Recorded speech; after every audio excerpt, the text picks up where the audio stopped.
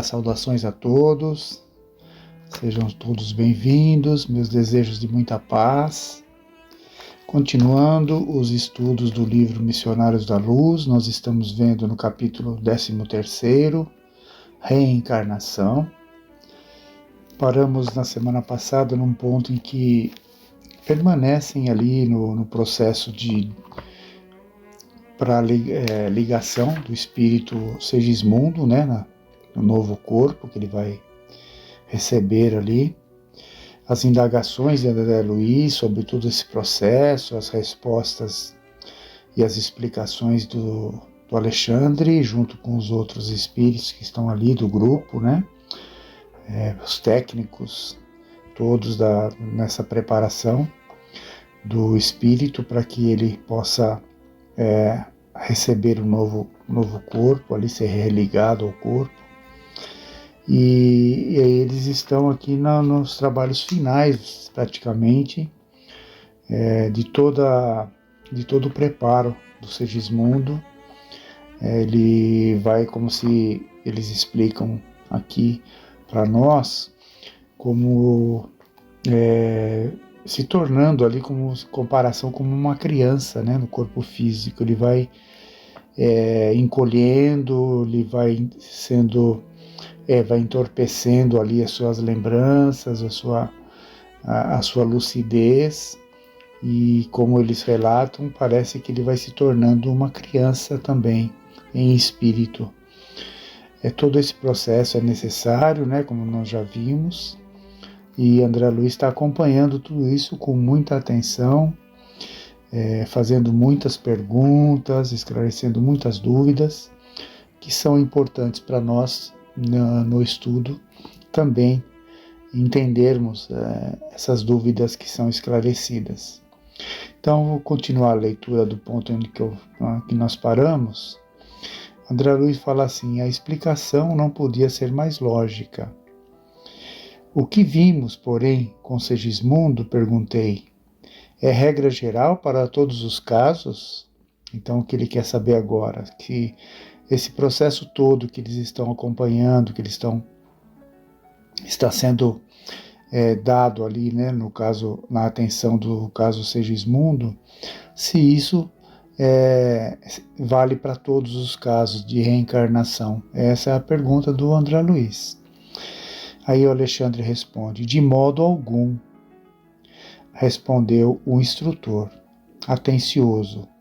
Os processos de reencarnação, tanto quanto os da morte física, diferem ao infinito. Isso é muito importante para nós, para o nosso entendimento. Não temos uma regra geral que vale, né, para todos os casos da mesma forma, do mesmo jeito. Cada caso é um caso, cada espírito é uma individualidade, seja para o desencarne, seja para o reencarne. Nenhum passará o mesmo processo que o outro. Isso o entendimento desse conceito, para nós, ele é a lógica, né? A aplicação da lógica, a aplicação da justiça de Deus, porque nós somos individualidades diferentes uns dos outros. Por mais semelhanças que tenhamos, haverá sempre diferenças. Então, a aplicação de cada caso é diferente de um para o outro. Por isso que não há generalidades, não há regra geral dentro do Espiritismo. Nenhum caso é igual ao outro. É isso que nós temos que entender. Então ele fala, né? Diferem ao infinito, não existindo, segundo cremos, dois absolutamente iguais. Então não existem dois casos absolutamente iguais. As facilidades e obstáculos estão subordinados a fatores numerosos, muitas vezes relativos ao estado consciencial dos próprios interessados no regresso à crosta ou na liberação dos veículos carnais. Quer dizer, então, tanto na reencarnação quanto na desencarnação, né? Tanto com o retorno, o regresso à crosta, ou a libertação dos veículos de carne, dos veículos carnais. Há companheiros de grande elevação que, ao voltarem à esfera mais densa em um apostolado de serviço e iluminação, quase dispensam o nosso concurso. Outros irmãos nossos, contudo, procedentes de zonas inferiores, necessitam de cooperação muito mais complexa que a exercida no caso de Segismundo. Aqui ele está explicando as diversidades, né, de situações. Alguns, mais já esclarecidos, quase que nem precisam da intervenção deles. Outros, que provêm de regiões de zonas inferiores, dão mais, um processo mais complexo do que esse que nós estamos acompanhando do Segismundo. Não deveriam renascer, porém, interroguei curioso, tão somente aqueles que se revelassem preparados? Outra pergunta do André Luiz. Não deveriam renascer tão somente aqueles que se revelassem preparados? Não podemos esquecer, no entanto, refutou o meu esclarecido interlocutor, que a reencarnação é o curso repetido de lições necessárias. A esfera da crosta é uma escola divina, e o amor, por intermédio das atividades intercessórias, reconduz diariamente ao banco escolar da carne milhões de aprendizes, reencarnam milhões de espíritos diariamente na crosta terrestre. O orientador amigo calou-se por alguns instantes e prosseguiu. A reencarnação de Segismundo obedece às diretrizes mais comuns. Traduz expressão simbólica da maioria dos fatos dessa natureza, porquanto o nosso irmão pertence à enorme classe média dos espíritos que habitam a crosta, nem altamente bons, nem conscientemente maus. Acresce notar, todavia, que a volta de certas entidades das regiões mais baixas ocasiona laboriosos e pacientes esforços dos trabalhadores de nosso plano. Semelhantes seres obrigam-nos a processos de serviço que você gastará ainda muito tempo para compreender. O que ele está querendo dizer, né, Alexandre, aqui para o André Luiz, que esse caso do Segismundo é considerado um complexo médio, vamos dizer assim, um complexo mediano. Existem outros casos de espíritos que estão em zonas inferiores da crosta, com maior dificuldade, que requerem um trabalho mais demorado, mais complexo desse intercessório, um trabalho de intercessão mais complexo por parte desses espíritos. E nós podemos imaginar, o grupo de espíritos que trabalham nesses processos de reencarnação, se, como ele diz aqui, existem milhões, de reencarnações na crosta terrestre diariamente. Quantos milhões de espíritos trabalham nesses processos? A gente não consegue nem avaliar, e também isso não é só para termos uma ideia de grandeza do plano espiritual, de quantos espíritos estão nos ajudando no plano espiritual, Milhões e milhões deles trabalhando por nós, por todo esse processo de vida que existe no planeta, não falando só do nosso planeta, né? Porque sabemos, aprendemos que nos outros planetas também existe a reencarnação. Então, se aplica a todo o sistema universal essas regras, né? Muito grandioso todo esse aprendizado, todo esse ensinamento. Para nós refletirmos muito sobre isso. Continuando a leitura, as elucidações de Alexandre calavam-me fundo, satisfazendo-me a pesquisa intelectual. Entretanto, novas indagações surgiam-me na mente sequiosa.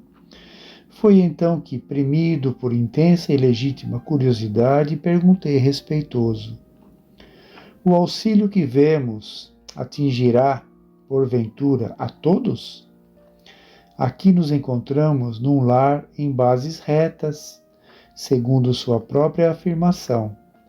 Mas, se nos achássemos numa casa típica de deboche carnal, e se fôssemos aqui defrontados por paixões criminosas e desvarios desequilibrantes?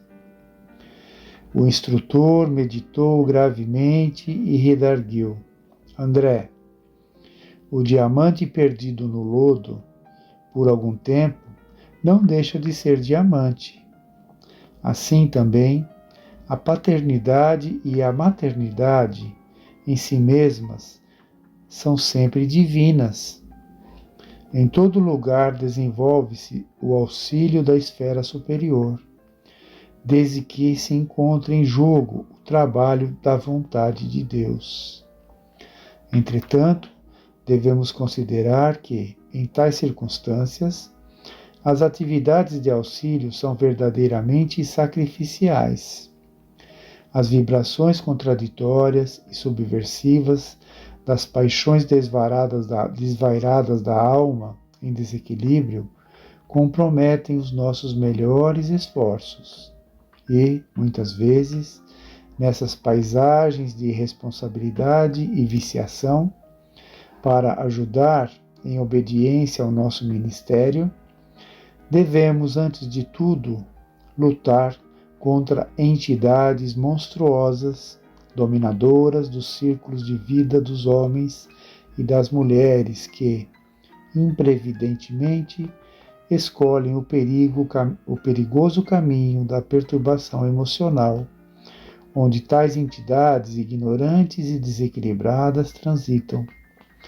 Nesses casos, nem sempre a nossa colaboração pode ser perfeita, porquanto são os próprios pais que, menosprezando a grandeza do mandato que lhes foi confiado, abrem as portas de suas potências sagradas aos impiedosos monstros da sombra que lhes perseguem os filhos nasciturnos. Certas almas heróicas escolhem semelhante entrada na existência carnal, a fim de se fortalecerem nas resistências supremas contra o mal, desde os primeiros dias de serviço uterino. Entretanto, devemos considerar que é preciso ser suficientemente forte na fé e na coragem para não sucumbir. Nos renascimentos dessa espécie, o maior número de crianças, porém, cumpre o programa salutar das provações retificadoras. Muitas fracassam, todavia, há sempre grande quantidade das que retiram os melhores lucros espirituais no setor da experiência para a vida eterna. Olha que explicação, né? Importante para nós. E essa pergunta de André Luiz é muito interessante também. Nos círculos difíceis, né? Nos círculos da perturbação maior, né? Da imprevidência maior que existe na Terra, de lares, de relacionamentos em situações muito complicadas, diferentes desse lar em que Sigismundo está vinculado. Outras tantas dificuldades que existem, né? A gente não pode nem imaginar. Mas, como ele diz aqui, como Alexandre diz, A reencarnação, ela é obra de Deus. Então, em todos os locais, é a mesma lei que ela obedece, né? Claro que espíritos ligados a essas situações mais difíceis têm ali o seu vínculo por alguma razão, né? Por algum motivo, essas ligações vão acontecer dessa forma, para que esses espíritos possam também ter a chance de acertar, de se recompor, né? nas suas dificuldades morais, e também o lar onde eles serão inseridos. Muitos são capazes de auxiliar nesses locais, né? Com a vinda deles, com a presença deles, acabam sendo ali os pontos de equilíbrio desses lares. Então, importante, muito interessante essa resposta aqui do Alexandre. Nós vamos ficar por aqui hoje, né? Refletindo sobre tudo que lemos, o que esclarecemos, as respostas, das orientações. E a semana que vem nós continuaremos desse ponto. Fiquem todos em paz, tenham todos uma ótima semana.